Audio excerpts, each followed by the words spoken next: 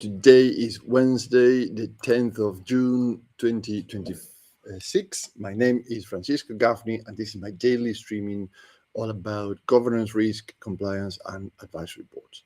So we are right into the model today. On the right-hand side, we have the advisory board operating system as a model itself, but on the right-hand side, we have the growth and capital, which is the predictability of any business, right? So let me show you this because I think an image will say more than 1,000 words.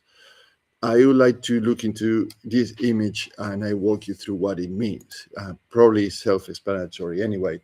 So this is how it feels loading your boat, being your boat, your company.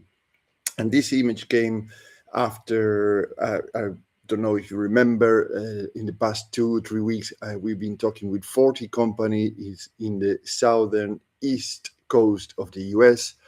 And out of these conversations, some patterns start to come out.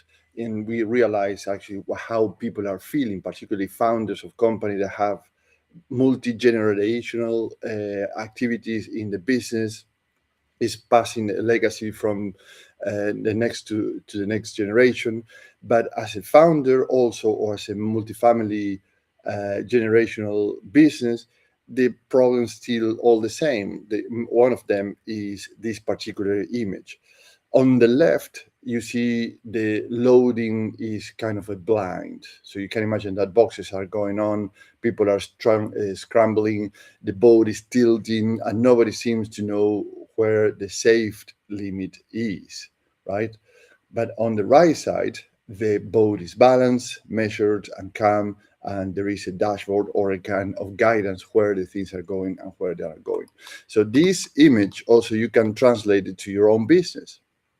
Many businesses, even if they are doing business, it feels like the image on the left is like you're loading a lot of things in your business and you think are growing, but is the boat is tilting all the time, even if you are in a safe zone, which means in a currency exchange actually stable, in an economy that is relatively stable.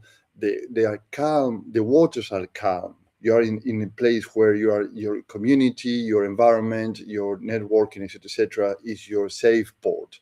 Even though when you are at port, it feels that the load is tilting your boat all the time. Compared to the other companies, actually, they're looking into advisory boards and they say, well, we want something more steady, that is organized, that we know which are the next destinations, what we need to load for the next destination in the right order to offloading to. So you don't have to scramble again. So what we need to do, how to do it. And through the conversation today, I'm going to explain all these concepts because you will start to get more familiar with what's going on in the organizations, as I mentioned. But this image, remember this image about the loading, the scramble, the disorganization, compared to one to the other of these images, right? Now that you have the image in your brain, let's move on to the model again, which is this. We are talking about the advisory board operating system, and today specifically we are talking about this unbalanced in terms of partnerships, revenues, and assets. That this is a growth and capital you need to make your company more predictable, right? Okay, so let's kick on. So there is a good way to think about growth. So many founders, like yourself, do not have a growth problem, right? So this is very positive. What you may have is a load problem. And and here's what I mentioned with load. You add revenue, you add clients, people, machines, contracts, products, commitments. Each one seems sensible on its own, but all together they change the risk profile of your business, right? So that's the boat that is tilting compared to the boat that is more stable. So let's take 3 problems with this that we find out. Problem number 1 is revenue quality is not being tested hard enough. So a business can grow and still become weaker if too much revenue comes from too few clients, too few sectors, poor payment terms, or work that looks impressive but damage your margins. And we've seen companies here in these 40 companies that we spoke with and we analyzed that they have high concentrations on some businesses. Like some of them are very, very high concentrated in pharma. And but guess what? The products that they produce, the services that they produce can be transferred to any other industry with just a few tweaks. So yes, it's true. You say we specialize in pharma, but actually, guess what? What you do for those particular specializations, they are not exclusive to pharma. Like, and give you a very specific example. One company was specializing in industrial boilers, right? A boiler is a boiler. Yes, you have very specific things for pharma, but guess what other industry are using boilers? Many others. It's not exclusively for pharma. So then when you start to see this revenue concentration and the specialization allegedly in one industry or one sector, and particularly because these sectors are they don't have very well structured the way that the contract, the payment terms, etc. So then the risk profile of your company is going very high. Problem number two is that the asset base is misunderstood, and this is back to the point. Actually, what you specialize in some industry doesn't mean that actually it cannot be transferred to other industries. So the business owns knowledge, relationships, systems, data, machinery, content, contracts, reputation. Some of those assets are visible, right? Because actually you say we specialize in pharma and boilers, for example, but some are hidden. And this is where the real value stays. Some are costing money without creating enough value, because if you have a stock enough to produce two boilers, but you're waiting for the next contract from pharma, but the boiler mechanisms and things with a few tweaks can provide to another industry, then you have money sitting there doing nothing. So if you cannot see this hidden value clearly, you cannot manage them properly either. And that would be money on the table you are not collecting today. And this is all related also to your intellectual properties.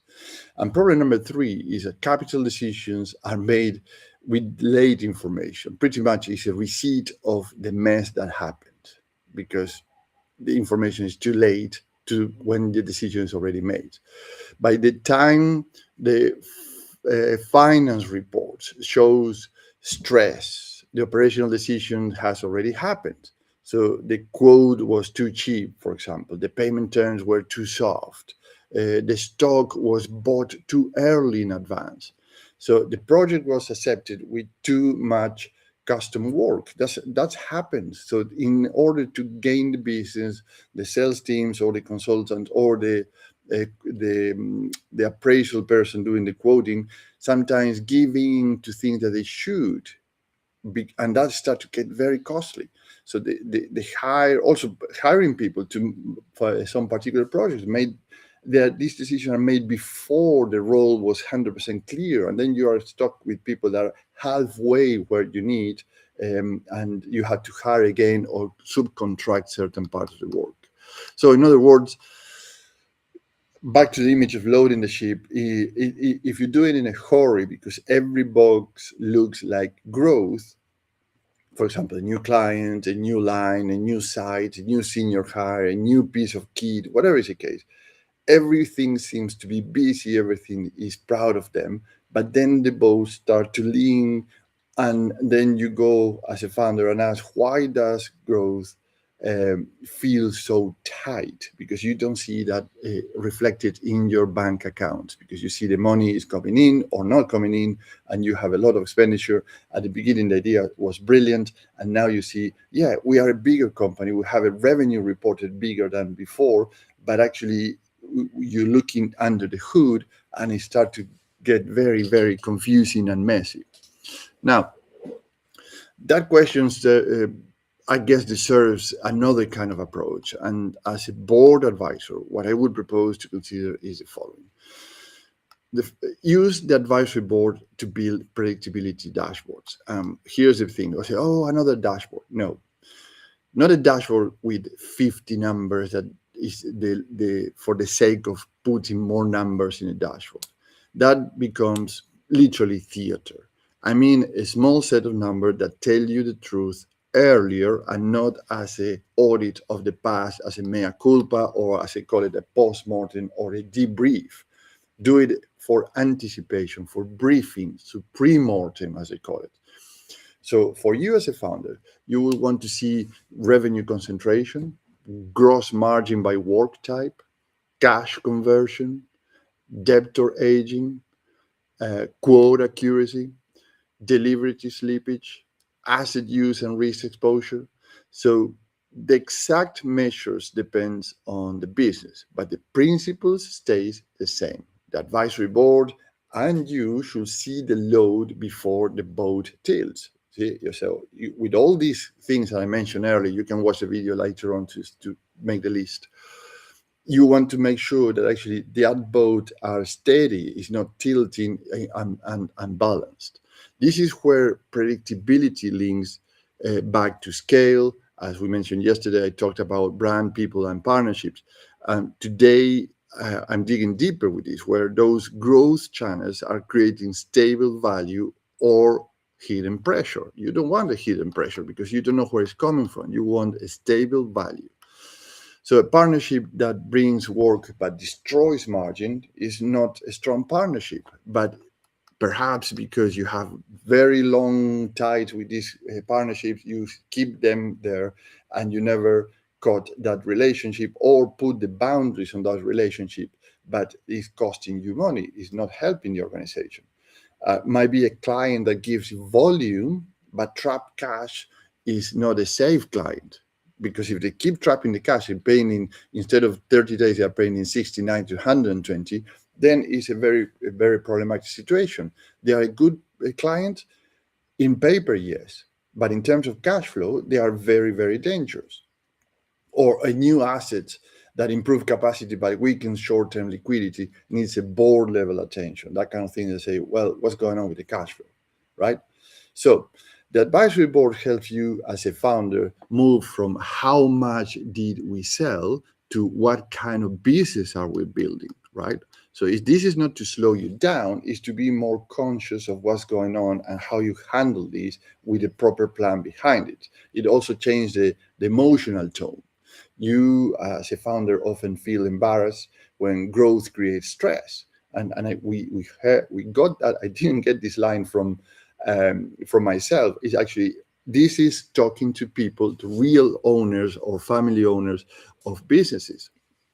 Sometimes they feel like I say, I'm feeling embarrassed because I should do better. But you think it means you have done something wrong. But I would label that differently. You haven't done something wrong because you don't have the capacity. You're too busy. You're too into the business 24/7. You don't have more hours per day. You don't have more days in a week. So it sounds more like the business has outgrown your old way of reading the numbers. Also, it seems like you have enough data, but not enough signals, right? So what do you do with all this data? You need to start to put signals there to understand what the data means or how to translate into business outcomes. So also might feel like a company is successful, which is very good, but the load is not evenly spread, right? So everything is like a big funnel down to you all the time. So then you can do as much as you can do. There's nothing else that humanly possible can be done there. So those are all solvable problems when they are visible. And then you have people that help you to clarify that vision. And as a good friend of mine used to say, this is a leadership fog, because you are walking through the fog and you are seeing what you can see as far as you can see, because all the rest is blurred by the fog. Now, so what do you gain working with me? So it's three things: business outcomes, differentiators, and risk reductions. In terms of outcomes, it's a clear decision making. You see which growth strength the business and which growth make it heavier. So in terms of differentiators, the advisory board flexibility. And this is, instead of hiring one finance, strategy or operation executive and expecting them to cover every angle, I bring an international mix of advisory board members around the current growth challenge in your organization. It is faster than hiring one executive, is a lower overhead than a big consulting firm, and there is no talent locked in because members can be swapped every 6 months. And we talk about this, I think yesterday, when we talk about the people. Actually, you might have very good lawyers, very good accountants, consultants, industry experts, etc., but they see a portion of the business. They don't see the business over as a whole, like the model that we have in front of us. Because today we are talking about predictability only specifically, but all this predictability also have an impact on your system, or your system have an impact on predictability also in the edge, or which is the left side of the model, which is your transformation, your innovation, how you're going to go and be relevant for the future, or when you want to accelerate your commercial activity. So the risk reduction is better timing, right? You are not waiting for a cash squeeze, a covenant pressure, margin dip, or a customer concentration issue to become urgent. You are ready. You're ready and reading the signals earlier and deciding which with more discipline. And discipline is not a punishing word, it's more a kind of a workflow, a process, a cadence, a calendar process, etc.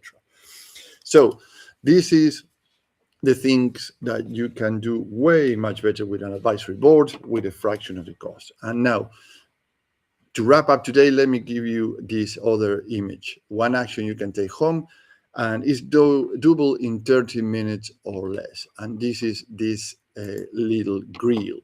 And let me explain what you see here on the screen. This is very useful. You can take a picture and print it, or do it by yourself.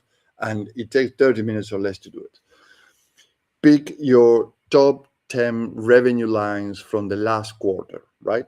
Not just clients, but types of work. We are talking about the jobs that you've done last quarter. So next to each one, write 3 words: margin, cash, and complexity. So these are the grills that you see on the right. Now mark each as a green, amber, or red. And with that color code, if the line brings revenue but scores red on cash or complexity, that is not just a sales issue, that's a predictability issue. And you can go through all the process here very easily. And then guess what? At least you have now a starting point. You start to see what the works are bringing to you. So then you can reverse engineer, right, those particular jobs that you've done, or those particular revenue lines, and I say, what happened here that actually you have this variation of colors? All of them should be green, but when you see ambers and reds, you'll start to question, what is going on here? So how we can improve this? And guess what? Save this template and do it again next quarter based on some action point, one action point. You don't need to do many action points. Just do one action point at a time, or 2 at the most, based on the learnings of this scorecard. And what happens next quarter? You start to do the same exercise, 10 revenue lines, probably the same ones, and then you score them, and then you compare one to the other. So what happens there? Now you will start to see if the patterns are repeating or if there are improvements. If you're getting more reds into amber, then you're doing improvements. If you're getting more ambers into greens, you are getting improvements. If the things are steady, it doesn't mean that it's wrong. It means actually probably you are doing the very systemic changes that will take longer, but you have to document that in a way of how, and this is a very good card to do so.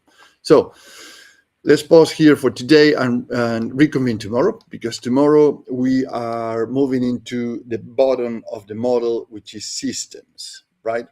This is the controls and resilience. I will look at why the road feels winding when roles, accesses, controls, and performances rules are unclear. So, and remember, if you are leading a company of 50 or more employees and more than 10 million in revenue, and you want an advisory board operating system that helps you to make growth more predictable, let's have a 30-minute chat, because I would love to understand where you're coming from, where you're today, where you're going, and how an operating advisory board, the system, as you see in the screen that we show in the model today, can help you with a fraction of the cost, with interchangeable members as you need as the project evolves, at a fraction of the cost of a consulting firm, and we can put that together in 2 weeks or less. Fantastic. Let's stop here for today. Have a great day, and I'll see you tomorrow. Thank you, and bye-bye.